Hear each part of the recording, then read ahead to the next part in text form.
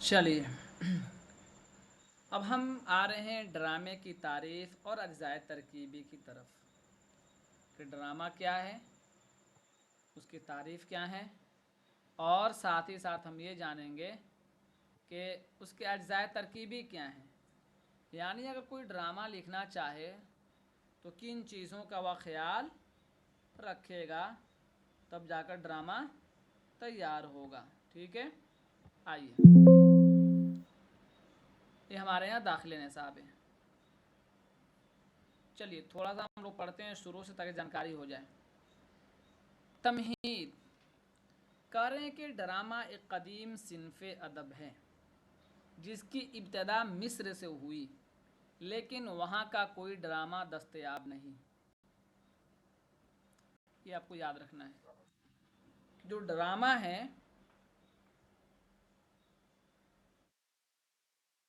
اس کا آغاز کس ملک سے ہوا؟ مصر سے۔ ساتھ ہی ساتھ مصر کا کوئی ڈرامہ دستیاب ہے ہمارے ہاں؟ کاریں نہیں، صرف حوالے ملتے ہیں۔ عالمی پیمانے پر دیکھا جائے تو یونان اور ہندوستان ہی ایسے ملک ہیں جہاں ڈرامے کے آغاز کا سراغ ملتا ہے،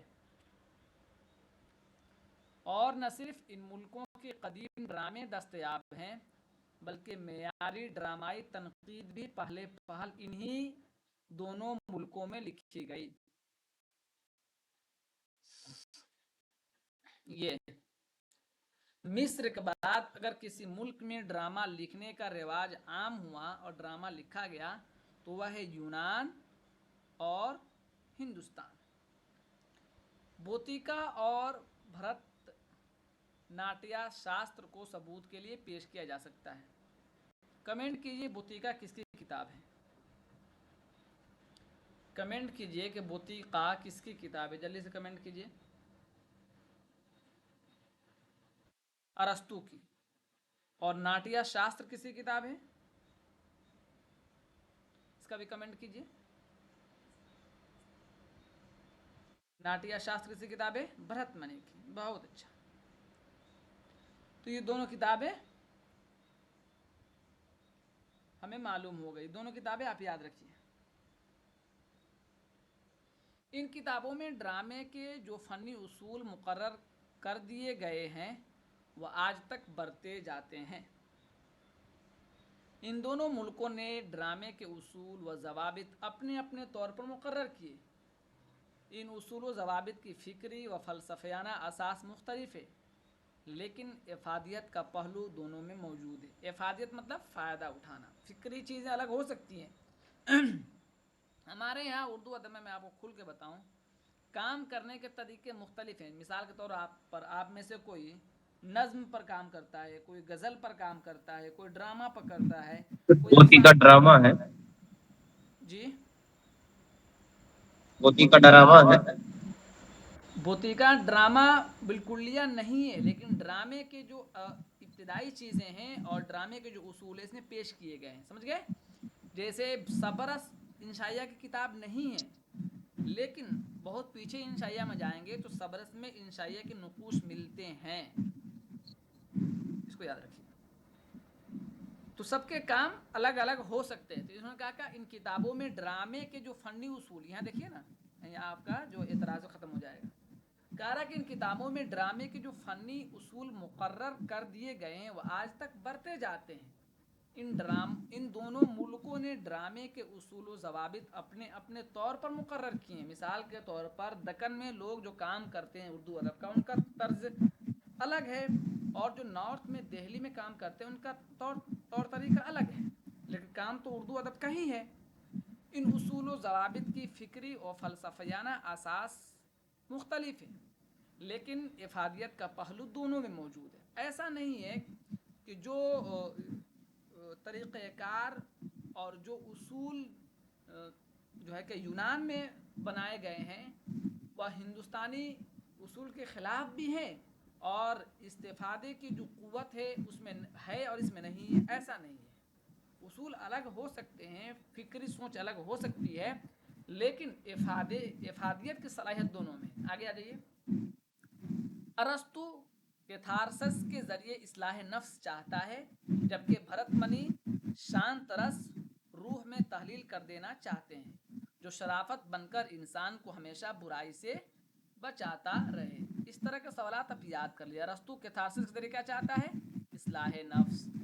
پتہ چل گیا کیتھارسس کا نظریہ کس نے دیا تھا؟ ارسطو نے دیا تھا۔ اب ساتھ ہی ساتھ دیتی ہے جبکہ بھرت منی شانت رس کا نظریہ کس نے دیا تھا؟ تو بھرت منی نے۔ اس کے ذریعے کیا چاہتے ہیں کہ روح میں تحلیل کر دینا چاہتے ہیں۔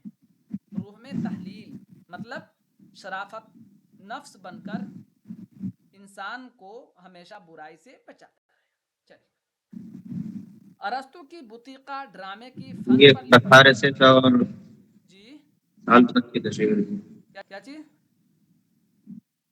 کتھارسس اور سانترس کو تھوڑا وضاحت۔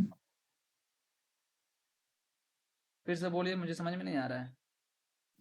یہ جو ارسطو نے کتھارسس اور بھرت منی نے سانترس جو نظریہ دیا ہے، اس کی تشریح کیجیے تھوڑی سی۔ یہ تشریح دیکھنی پڑے گی بابو، کیا تشریح چاہتے ہیں، اس کی تشریح تھوڑی پڑھنی پڑے گی۔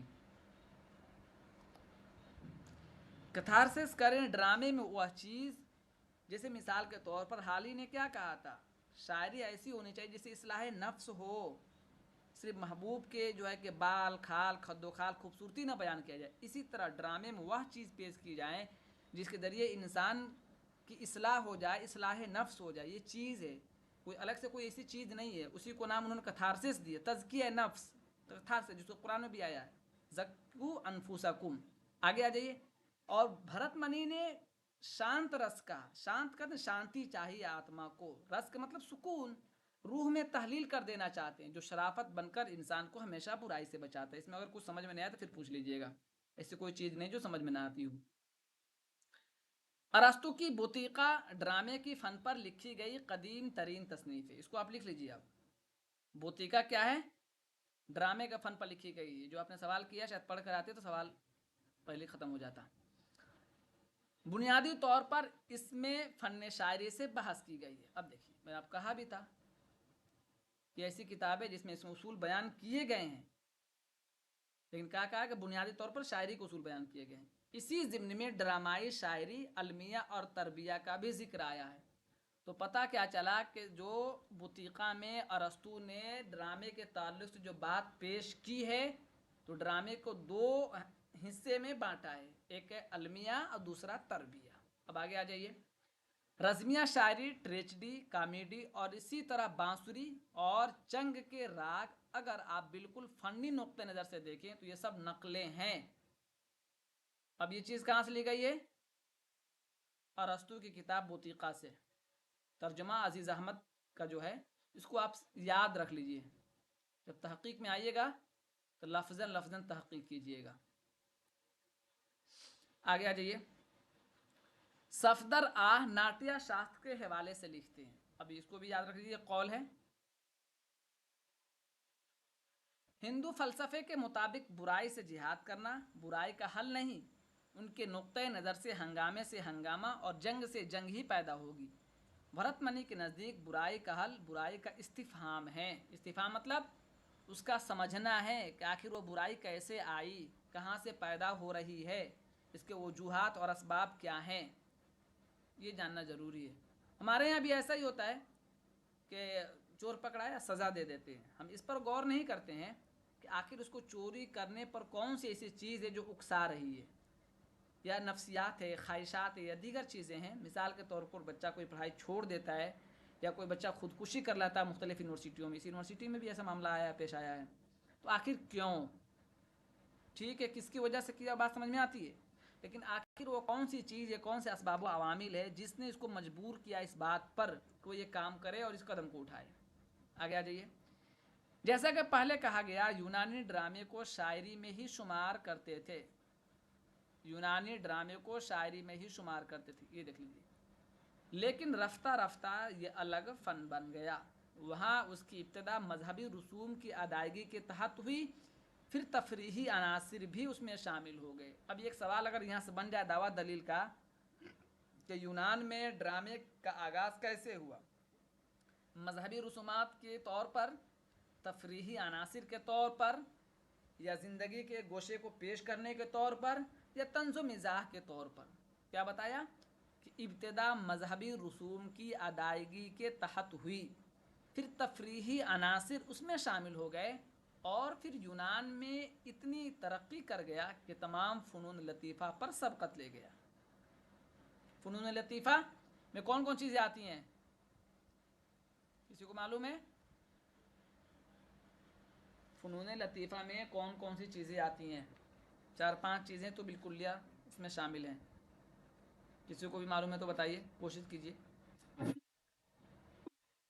کمنٹ کیجیے، کمنٹ.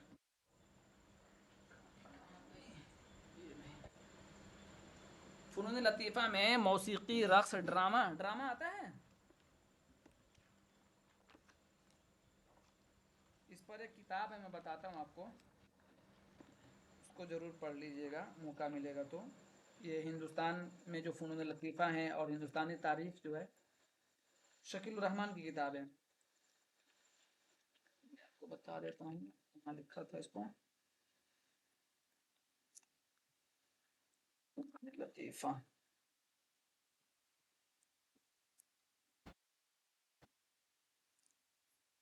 ہاں، ہندوستانی جمالیات. ہندوستانی جمالیات کسی کتاب بتائیے. مجسمہ سازی، فن تعمیر، صحیح ہے. کیا اردو ادب فنون لطیفہ ہے؟ اردو ادب میں ہے.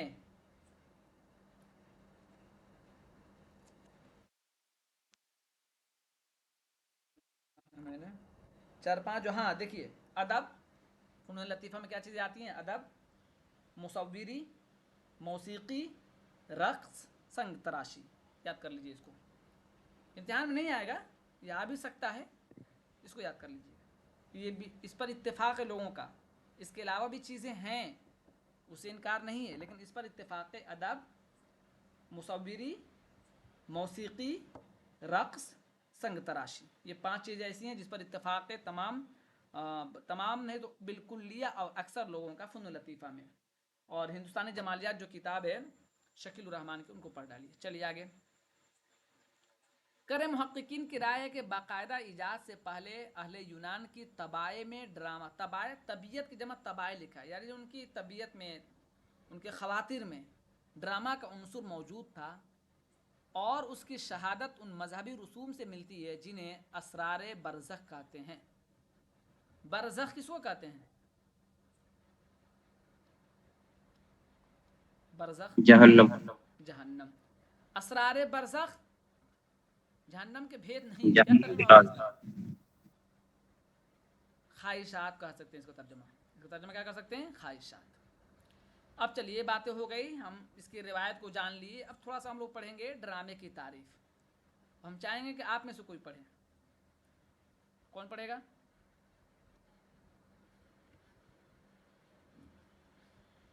ڈرامے کی تعریف. ڈرامے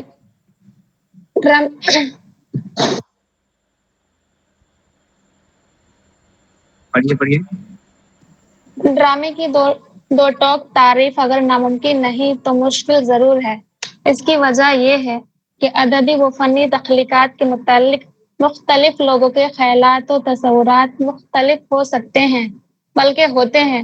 یہی صورتحال ڈرامے کے ساتھ بھی ہے. مختلف ادوار میں دانشوروں نے ڈرامے سے متعلق مختلف آراء کا اظہار کیا ہے، جس سے دشواری اور بڑھ جاتی ہے. افلاطون پہلا نقاد ہے جس نے مجموعی طور پر شاعری کو پرکھنے کی کوشش کی. وہ شاعری کو نقل قرار دیتا ہے. وہ اصل عالم ایک عالم. کیا پڑھیں گے آپ؟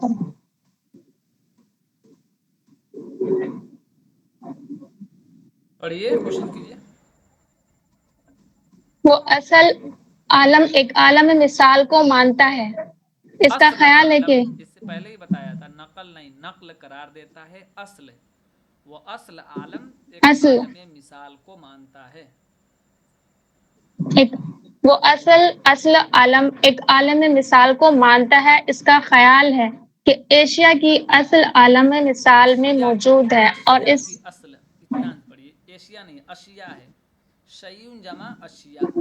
اشیاء کی اصل اشیاء کی اصل عالم مثال میں موجود ہے اور اس کی نقل اس عالم سفلی میں نظر آتی ہے، یعنی اس دنیا کی زندگی عالم مثال کی زندگی کی نقل ہے۔ اس طرح وہ شاعری کو نقل کی نقل قرار دیتا ہے اور اسی لیے شاعروں کو لائق اتنا نہیں سمجھتا۔ لائق ارسطو نے اپنے استاد کو پڑھیے لائق اتنا لائق اتنا نہیں سمجھتا۔ یہ جو لفظ ہے یہ اس عالم سفلا پڑھیے، سفلی کا مطلب دوسرا ہو جاتا ہے، سفلی نہیں، عالم سفلا، علیا سفلا، علیا سفلا۔ اب یہاں دو قول ہمیں یاد کر لینا ہے، زیادہ سے کم اتنا تو ضرور یاد کر لینا۔ نمبر 1 دیکھیے 3-4 سوال اس سے بن سکتا ہے۔ پہلا، افلاطون پہلا نقاد ہے جس نے مجموعی طور پر شاعری کو پرکھنے کی کوشش کی۔ وہ کون سا پہلا نقاد ہے جس نے شاعری کو سب سے پہلے پرکھنے کی کوشش کی؟ افلاطون۔ دوسرا، کس نے شاعری کو نقل قرار دیا ہے؟ افلاطون۔ کس نے اصل عالم ایک عالم مثال کو مانتا ہے؟ افلاطون۔ یہ سوال آ سکتا ہے کبھی بھی، چونکہ 15 سوال 20 سوال ایسے ہی ہوتے ہیں جس کا ہمیں اور آپ کا اندازہ نہیں ہوتا ہے، اور قریب تر رہتا ہے معاملہ لیکن ہم اس تک پہنچ نہیں پاتے ہیں، تو اس پر نظر رکھیے۔ اس طرح آگے آ جائیے، کہہ رہے ہیں کہ شاعری کو نقل کی نقل کس نے قرار دیا ہے؟ افلاطون۔ اب چلیے ایک اور نظریہ یہاں سے آ رہا ہے، چلیے پڑھیے اس کو۔ ارسطو نے اپنے استاد افلاطون کے نظریے نقل سے خوشا چینی تو کی، مگر وہ عالم مثال کے قائل نہیں۔ وہ نقل کا قائل ہے مگر نقل کی نقل کا قائل نہیں۔ اس کا ماننا ہے کہ شاعری الفاظ کے ذریعے اس دنیا کے افعال و اعمال کی نقل کرتی ہے، لہذا وہ لفظ ہے المیہ افعال تربیہ نہیں ہے، اطمینان سے پڑھیے، افعال افعال و اعمال کی نقل کرتی ہے، لہذا وہ المیہ تربیہ اور ڈرامائی شاعری کو بھی ڈرامے کی صف میں ہی گردانتا ہے۔ ارسطو نے بوتیکا میں مجموعی طور پر ڈرامے کی کوئی تعریف نہیں کی ہے، لیکن اس کی پیش کردہ توضیحات سے ڈرامے کی تعریف اس طرح پیش کی جا سکتی ہے۔ ڈرامہ انسانی افعال کی ایسی نقل ہے جس میں الفاظ، موزونیت اور نغمے کے ذریعے کرداروں کو محو گفتگو اور مصروف عمل ہو۔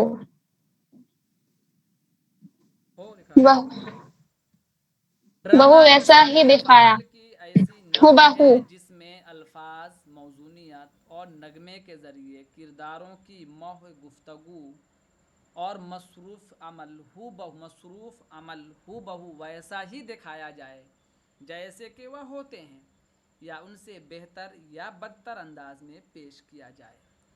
تو یہ ڈرامہ کی جو تعریف کہاں سے لی گئی ہے؟ ارسطو کی کتاب بوتیقہ، جس کو عزیز احمد نے بوتیقے کے نام سے ترجمہ کیا۔ اچھا آگے آ جائیے، ارسطو ڈرامے کے لیے 3 چیزوں کو ضروری قرار دیتا ہے، ابھی ہمیں یاد رکھنا۔ نمبر 1 موزونیت میں نغمہ اور نظم۔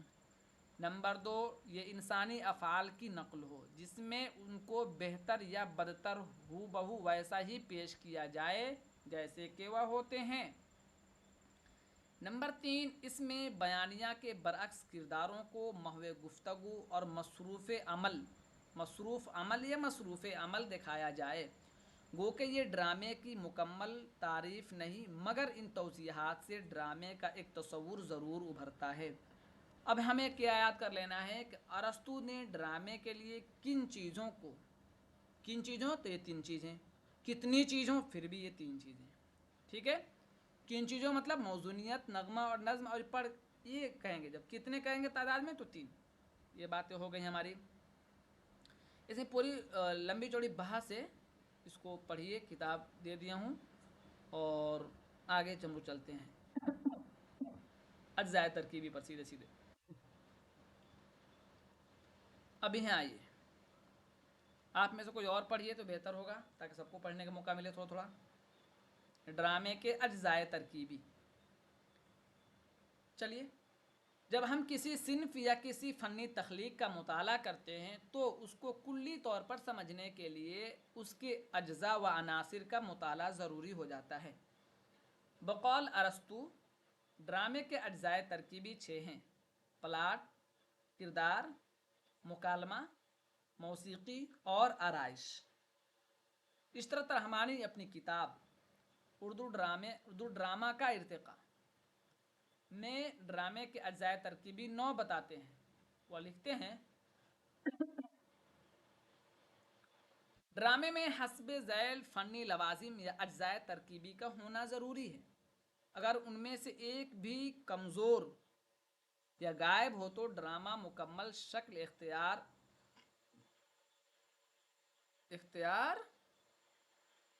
نہیں کر سکتا۔ یہ ہونا چاہیے نہیں کر سکتا۔ نمبر 1 پلاٹ کا مطلب موضوع یا کہانی کا مواد۔ پھر کہا یا نفس مضمون۔ نمبر 2 کہا کہانی کا مرکزی خیال یا تھیم۔ نمبر 3 پر کہہ رہے ہیں آغاز۔ 4 پر کہہ رہے ہیں کردار و سیرت نگاری۔ 5 پر مکالمہ۔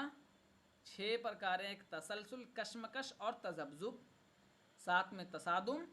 8 نمبر پر نقطہ عروج، کلائمیکس۔ اور 8 ہی کہا انہوں نے، کتنا کہا؟ 9 کہا تھا نا ابھی اوپر جی 9۔ 8 کیوں ہو رہا ہے؟ 9 ہونا چاہیے۔ کیا چھوٹ رہا ہے؟ کسی کے ذہن میں ہے کچھ؟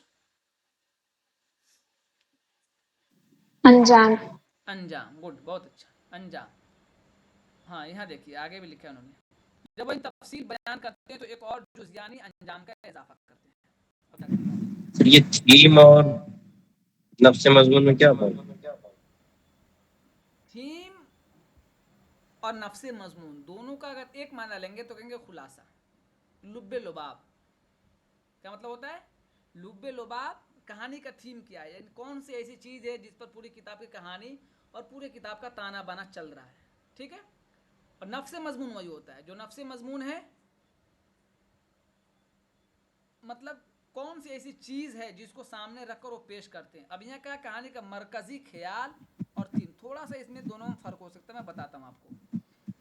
نفس مضمون، اصل مضمون، موضوع کیا ہے، مواد کیا ہے، اصل کیا چیز ہے اس میں۔ اب تھیم کیا ہے کہ کیسے وہ کہانی آگے بڑھ رہی ہے، کس طریقے سے آگے بڑھ رہی ہے، مرکزی خیال کیا پیش کیا جا رہا ہے، یہ چیز ہے، تھوڑا سا فرق ہے۔ آگے آ جائیے۔ اچھا یہ ہم کو یاد کر لینا ہے۔ اب وہ پلاٹ کیا ہوتا ہے، ناول کیا ہوتا ہے، یہ تو آپ اس میں بھی پہلے بھی دیکھ چکے ہیں، اس کا مطالعہ کر لیجئے گا۔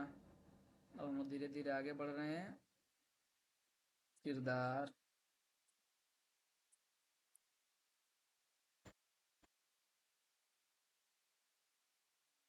ڈرامے کے اقسام بھی یہاں سے ہم لوگ پڑھیں گے۔ چلیے آپ میں سے کوئی پڑھیے ایک آدمی شروع کیجیے۔ ڈرامے کی اقسام۔ زمانہ قدیم میں سے ہی ڈرامے کو بنیادی طور پر 2 اقسام میں تقسیم کیا گیا، یعنی علمیہ اور تربیہ۔ پھر ان 2 عناصر یعنی علم و طرب کی شمولیت سے بھی ڈرامے ترتیب دیے جانے لگے تو اسے علم تربیہ کا نام دیا گیا۔ اس کے علاوہ بھی ڈرامے کی کچھ اور اقسام ہیں، جیسے میلو ڈرامہ، فارس، ڈریم اور اوپیرا۔ ٹریجڈی علمیہ۔ ٹریجڈی مغرب میں ڈرامے کی سب سے اعلیٰ قسم تصور کی جاتی ہے۔ اسے وہاں اس قدر مقبولیت حاصل ہوئی کہ ڈرامے کا دوسرا نام ہی ٹریجڈی پڑ گیا۔ اس کی مقبولیت کا اندازہ A.W. سیگل کے اس جملے سے بھی ہوتا ہے کہ ٹریجڈی تخیل کی معراج ہے۔ ٹریجڈی کی تعریف اس طرح بھی کی جاتی ہے: اس کا پلاٹ غم اب یہاں یاد کر جائیے ایک منٹ۔ اب یہاں ہم کو یاد کرنا ہے, ہمیں امتحان پاس کرنا ہے. سب سے پہلا جو ہے ہمارا نقطۂ نظر یہ ہے, تو اس پر زیادہ فوکس کرنا ہے ہمیں. ڈرامے کی تقسیم جو کیا گیا ہے کن لفظوں میں کیا گیا ہے, المیہ اور تربیہ. کتنے میں؟ تو 2 میں. ٹھیک. اب تھوڑا یہاں اقوال دیے ہیں, انہوں نے سمجھایا ہے, اور پھر کہا کہ اس کے علاوہ بھی اور بہت سارے اقسام ہیں جو آپ نے پڑھا, فارس, ڈریم, اوپیرا. اب یہاں ایک قول دے رہے ہیں کہ ڈبلیو سیگل, اجیت سہگل ہمارے یہاں ایک ہمارے دوست ہیں, ان کا نام ہے سہگل, یہاں سہگل لکھا ہے, ہو سکتا ہے سہگل نام ہو. انہوں نے کہا کہ ٹریجڈی تخیل کی معراج ہے. اب سیدھے سیدھے ہم سے امتحان میں یہ نہیں پوچھا جائے گا کیا مطلب, نہیں جاننا ضروری ہے, بالکل جاننا ضروری ہے, لیکن ہمیں ابھی سب سے زیادہ جس پر فوکس کرنا ہے وہ یاد کر لینا ہے. ہمیں ابھی یاد کر لینا ہے. اگر ہم اچھے سے یاد کر کے پیپر دے دیے, کام نکل جائے گا, تو پھر ہمارے پاس 5-6 سال موقع رہے گا, ایک ایک لفظ پر تحقیق کریں گے. ٹریجڈی کی تعریف اس طرح بھی کی جاتی ہے, کیا کہتے ہیں کہ اس کا پلاٹ غم و اندوہ کے واقعات پر مبنی ہوتا ہے, اس میں باوقار اعلیٰ طبقے کے کردار شامل کیے جاتے ہیں. اب یہ دیکھیے ایک تعریف ہو گئی. ٹریجڈی اور کامیڈی کا فرق واضح کرتے ہوئے ارسطو نے کیا لکھا ہے, اس کو دیکھتے ہیں تھوڑا سا. کہہ رہے ہیں کہ ٹریجڈی اور کامیڈی بھی اسی طرح ایک دوسرے سے ممتاز ہیں. کامیڈی کا مقصد ہے کہ انسان کو ہم جیسا پاتے ہیں انہیں اس سے بدتر دکھایا جائے. ٹریجڈی کا مقصد ہے کہ بہتر دکھایا جائے. اب دیکھیے کامیڈی میں کیا ہے کہ انسان کو ہم جیسا پاتے ہیں اس سے بدتر دکھایا جائے, اور ٹریجڈی میں کیا ہے کہ بہتر دکھایا جائے انسان. اب یہ بات کس نے بتائی ہے؟ ارسطو نے. اب یہاں بہت ساری تفصیل ہے, تو اس تفصیل کو ہم تھوڑا سا نظر انداز کرتے ہیں, آگے بڑھتے ہیں. لیکن اس کو ضرور پڑھ لیجیے گا ٹائم نکال کے, سوتے وقت بھی کم سے کم آدھا گھنٹہ ٹائم دیجیے گا, تو 5-6 صفحہ 8 صفحہ پڑھ لیجیے گا, جانکاری بھی اچھی ہو جائے گی. اب یہاں دیکھیے پھر ڈرامے کی وحدت ثلاثہ دیکھ لیتے ہیں. ڈرامے کی وحدتیں 3 ہیں. کون کون؟ وحدت عمل, وحدت زمان اور وحدت مکان. اب وحدت عمل کے بارے میں ان وحدتوں کو ارسطو سے منسوب کیا جاتا رہا ہے, لیکن یہ درست نہیں ہے. اب کس کے ہیں یہ معلوم کرنا پڑے گا, لیکن یہ ہے کہ یہ تینوں ہیں. دیکھیے وحدت عمل, صرف وحدت عمل ایک ایسی وحدت ہے جس پر ارسطو زور دیتا ہے. اس وحدت کا تقاضا ہے کہ ڈرامے میں ایک ہی مکمل پلاٹ ہو, اور اس میں ایسے واقعات لیے جائیں جن میں ایک ہی قسم کے جذبات کا اظہار ہو. ضمنی پلاٹ کے ذریعے ایسے واقعات نہ لائے جائیں جو بنیادی جذبے یا عمل سے مختلف ہوں. یہ ہے وحدت پلاٹ کا مطلب. اب دیکھیے کارن کو وحدت زمان پڑھیے آپ میں سے کوئی, کون پڑھے گا؟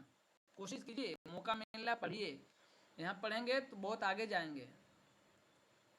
اور یہ ہمارا المیہ ہے, کچھ لوگ بات بناتے ہیں, میں تو آپ کو بتا دوں کھل کے پڑھ نہیں پاتے ہمارے یہاں. اکثر 99, 90, 95% لوگ اس میں سب شامل ہیں, ہما شما سب پڑھنے کا موقع آتا ہے, گیان دیتے ہیں, چونکہ گیان رہتا ہے کتاب میں رٹا رہتا ہے کہ ڈرامے میں یہ اس کا تنقیدی مطالعہ پیش کرنا, یہ کرنا وہ کرنا. ہم بھی رٹ لیے ہیں, آپ بھی رٹ لیے ہیں, لیکن اب ہم سے کہا جاتا ہے کہ پڑھ کر سنائیے آپ کیسے پڑھتے ہیں, اس کے لہجہ کیسا ہونا چاہیے, افسانہ کیسے پڑھنا ہے, ناول کیسے پڑھنا ہے, یا خاکہ کیسا ہونا چاہیے, انشائیہ کیسے پڑھنا ہے. تو ہم قاصر ہو جاتے ہیں, عاجز ہو جاتے ہیں. اس لیے ہم سیکھ رہے ہیں, ہم بھی سیکھ رہے ہیں اور آپ بھی سیکھو. پڑھیے کوئی آپ میں سے. وحدت زمان سے یہ مراد لی جاتی ہے کہ ڈرامے کی پیشکش میں کتنا وقت صرف ہو, یعنی ڈرامہ کتنی دیر کا ہو.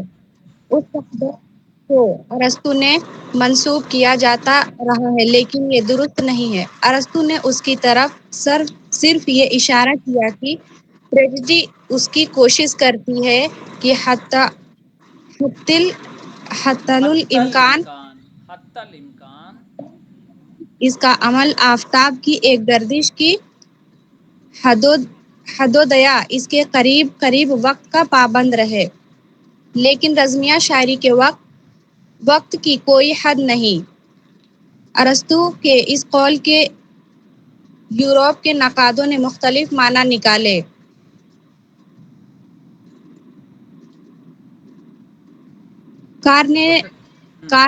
کارنیلی نے ٹریجڈی کے وقت کی مدت جو 20 گھنٹے زیادہ سے زیادہ 3 گھنٹے 24 گھنٹے زیادہ سے زیادہ 30 گھنٹے مقرر کی. میگی نے اس کی مدت 3 گھنٹے مقرر کی. ارسطو کا یہ جملہ اس کو بھی چھوڑ دیجیے آپ. اب یہاں آ جائیے, میں گہرائی سے ابھی نہیں جانا ہے. وحدت مکان سمجھ لیجیے, پھر ہم سیدھے آگے چلے جائیں گے. وحدت مکان بھی ارسطو سے غلط منسوب ہے. اس کے بارے میں تو اس نے ہلکا سا اشارہ بھی نہیں کیا. جیسا کہ پہلے کہا گیا, پلاٹ واقعات کا مجموعہ ہوتا ہے اور واقعات کسی نہ کسی مقام پر رونما ہوتے ہیں. وحدت مکان سے یہی مراد ہے کہ ڈرامے میں پیش آنے والے واقعات کو ایک ہی مقام پر رونما ہونا چاہیے. بس اتنا جان لیں. چلیے اب ہم سیدھے آگے چلتے ہیں. اس میں اور بہت ساری چیزیں ہیں جو جانکاری ہونی چاہیے. اگر پی ایچ ڈی کرنا چاہ رہے ہیں ڈرامے پر یا اس کے علاوہ ہمیں معلوم ہونی چاہیے کہ ڈرامہ کیا ہے, کیا چیزیں ہیں, یہ سب ہمیں معلوم ہونا چاہیے. ٹھیک ہے, لیکن چونکہ ہمیں اچھا یہ دیکھ لیجیے, یہ یاد ہونا چاہیے. حاتم رامپوری کی کتاب کیا ہے؟ اردو ڈرامے ایک جائزہ.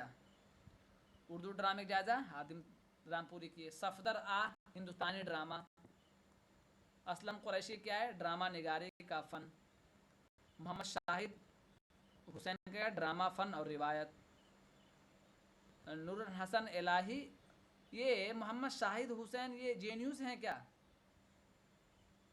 شاہد نام ہے, شاہد نام ہے.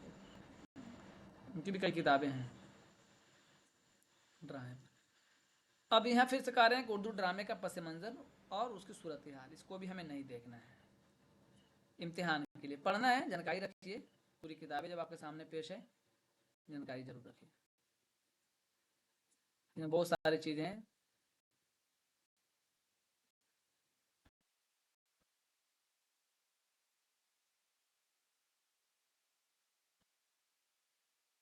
اردو ڈرامے کا ارتقاء, تھوڑا سا اس کو پڑھ لیجیے. کون پڑھے گا آپ میں سے؟ ہم پڑھتے ہیں سر. پڑھیے. اردو ڈرامے کا ارتقاء. سنسکرت ڈراموں کے زوال کے بعد لگ بھگ 800 سال تک کلاسیکی ڈرامے کی روایت کہیں نہ کہیں نظر آتی, لیکن عوامی ڈرامے کی روایت اپنے عروج پر تھی. نئے ہندوستانی ڈرامے اور اردو ڈرامے نے انہی عوامی روایت سے جنم لیا. سنسکرت ڈرامے کے زوال کے بعد جب ڈرامے اور اس میں کام کرنے والے برہمن دونوں شاہی طبقوں کی سرپرستی سے محروم ہو کر ثقافتی و اقتصادی انحطاط کا شکار ہوئے تو انہوں نے روزی روٹی کمانے کے لیے ناٹک منڈلیاں بنا کر ڈرامے دکھانے شروع کیے. ان منڈلیوں میں پڑھے لکھے لوگ بھی ہوتے تھے جو عام و خاص دونوں کا خیال رکھتے ہوئے اپنا ایک معیار قائم رکھتے تھے. ان برہمنوں سے متاثر ہو کر کم پڑھے لکھے لوگوں نے بھی منڈلیاں بنائی اور ڈرامے دکھانے شروع کیے, اور رفتہ رفتہ عوامی ڈرامائی روایت کو کافی فروغ حاصل ہوا. اودھ کے علاقے کی بات کی جائے جہاں سے اردو ڈرامے کا آغاز و ارتقاء ہوا, تو وہاں 18ویں صدی کے نصف آخر میں عوامی ڈرامائی 18ویں صدی کے نصف آخر میں عوامی ڈرامائی روایت کا اس قدر رواج ہو گیا تھا کہ امراء و نوابین بھی اس میں پوری طرح ملوث ہو گئے تھے. ملوث ہو گئے تھے, اور خصوصاً شاہان اودھ کے عروج نے تو اس کے دن پلٹ دیے. بطور خاص نصیر الدین حیدر کے عہد 1827 سے 37 میں کچھ ایسے آثار نظر آتے ہیں کہ جس سے اندازہ ہوتا ہے کہ ڈرامہ پھر سے شاہی محل کی طرف جا رہا ہے. نصیر الدین حیدر کے درباری کھیل تماشیوں میں 2 ایسی چیزیں تھیں جن میں ڈرامائی کیفیت پائی جاتی تھی. ایک تو راگ راگنیوں کا جلسہ, دوسری کٹھ پتلیوں کا تماشا. نصیر الدین حیدر کے بعد فنون لطیفہ کے عظیم سرپرست واجد علی شاہ نے باقاعدہ ڈرامے کو شاہی محل میں جگہ دے کر عزت کے سنگھاسن پر بٹھایا۔ انہوں نے ڈرامے پر جو احسان عظیم کیا ہے اس کا تقاضا ہے ذرا تفصیل سے اس بات پر بات کی جائے۔ ٹھیک ہے، رک جائیے۔ کسی نے پوچھا کہ ناٹک منڈلیاں یا منڈلیاں جو کہتے ہیں وہ جگہ جہاں ناٹک پیش کر سکیں، جیسے آج کل کے زمانے میں تھیٹر ہے، تو یہ لفظ بہت بعد میں آیا نا، ناٹک منڈلیاں بنا کر ڈرامے دکھانے، یعنی وہ جگہ جہاں ناٹک نکڑ کیا جا سکے۔ اب یہ تفصیلی چیزیں ہیں، ٹھیک ہے، اس کو لیکن تھوڑا سا 2-3 پیراگراف پڑھ لیجئے یہاں سے، ضروری ہے۔ کوئی پڑھیے آپ میں سے دوسرا کوئی؟ جی 16 جولائی 1842 عیسوی کو امجد علی شاہ اودھ کے شاہی تخت پر رونق افروز ہوئے اور واجد علی شاہ ولید عہد کے عہدے پر فائز ہوئے، جس سے ان کے اختیارات اور آمدنی میں غیر معمولی اضافہ ہو گیا۔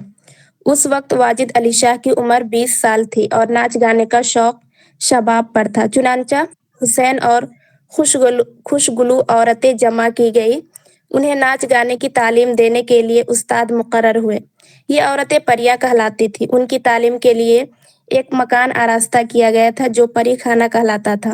شاہی محل میں جتنے بھی جشن ہوتے تھے، یہ پریاں سب میں ان اپنے فن کا مظاہرہ کرتی تھی اور واجد علی شاہ کی مظاہرہ کرتی تھی، اور واجد علی شاہ کی جتنی ڈرامائی یا نیم ڈرامائی سرگرمیاں ہوتی تھی، سب کی رونقیں اسی پری خانے کی تربیت یافتہ پریوں کی مرہون منت تھی۔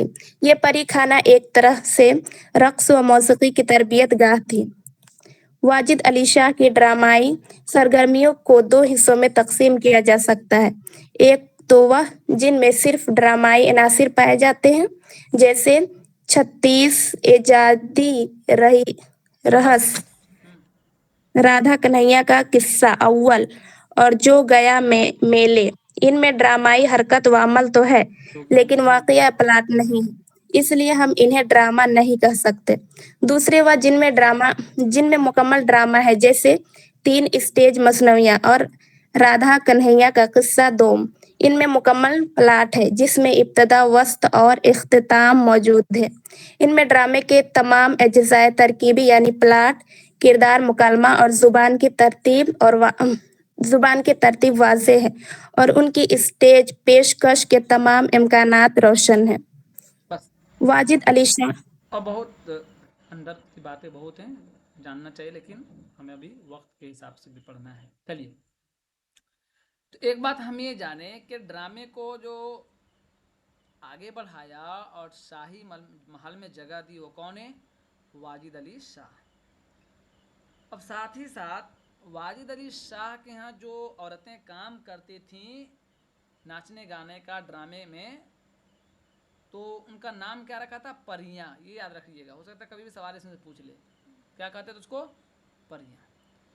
اچھا، ایک چیز اور جان لیجیے آپ، واجد علی شاہ کی ڈرامائی سرگرمیوں کو کتنے حصوں میں تقسیم کیا گیا تھا؟ 2 حصوں میں۔ کارن 36 ایجادی رہس اور راجا کنہیا کا قصہ یہیں سے منسوب ہے۔ دوسرا کہہ رہا ہے کہ 3 اسٹیج مثنویاں۔ اتنا یاد رکھ لیجیے۔ اب تھوڑا سا ہم لوگ اور آگے چلیں گے، بہت ساری ایسی چیزیں لگتا ہے کہ یہ بھی پڑھا دیں لیکن مطالعے میں اس کو ضرور رکھیے۔ دیکھیے کتاب کا ذکر بھی یہاں آیا ہے، بہت ساری کتابیں ہیں۔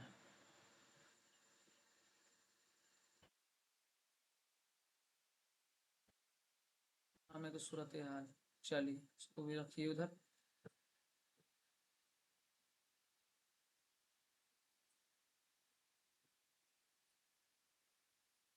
تھوڑا سا یہ پڑھ لیں گے، منظوم ڈرامے کی روایت، اس کو بھی تھوڑا سا پڑھ لیں، 2-4 صفحہ، سمجھ میں آ جائے گی باتیں۔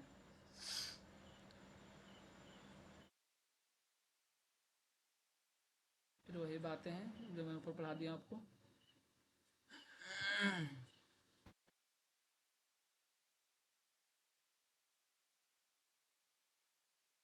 چلیے کوئی آپ میں سے پڑھیے یہاں سے تھوڑا سا جلدی سے۔ اردو میں منظوم ڈرامے کی روایت۔ اردو میں منظوم ڈرامے کی روایت इंद्र सभा अमानत से शुरू होती है। वो के उर्दू ड्रामे के पेशरो वाजिद अली शाह हैं, लेकिन उनके ड्रामे मंजूम नहीं हैं। फिर भी उनका जिक्र इसलिए लाजिम है कि उन्हीं की ड्रामाई काविशों के असर से उर्दू में मंजूम ड्रामे की रिवायत का आगाज व इर्तिका हुआ। संस्कृत ड्रामे के जवाल के बाद ख्वाह उसकी वजूहात कुछ भी रही हो, लगभग 800 साल तक हिंदुस्तान में क्लासिकी ड्रामे की रिवायत कहीं नजर नहीं आती। लेकिन अवामी ड्रामे की रिवायत रवा दवा थी, जो हमारे तहजीबी वर्षे का बेशकीमत हिस्सा है। नए हिंदुस्तानी ड्रामे और उर्दू ड्रामे ने उन्हें अवामी रिवायत से जन्म लिया इन्हीं अवामी रिवायत से जन्म लिया।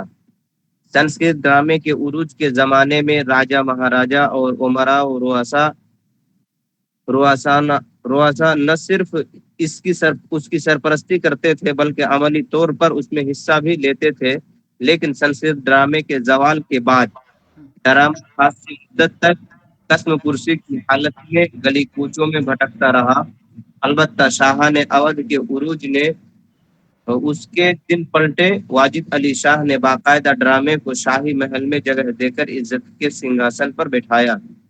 वाजिद अली शाह का सिर्फ ये इम्तियाज नहीं कि उन्होंने उर्दू ड्रामे का आगाज किया, बल्कि उनकी वजह से अवाम में ड्रामा लिखने, देखने और पेश करने का शौक पैदा हुआ और मंजूम ड्रामे की रिवायत का आगाज हुआ।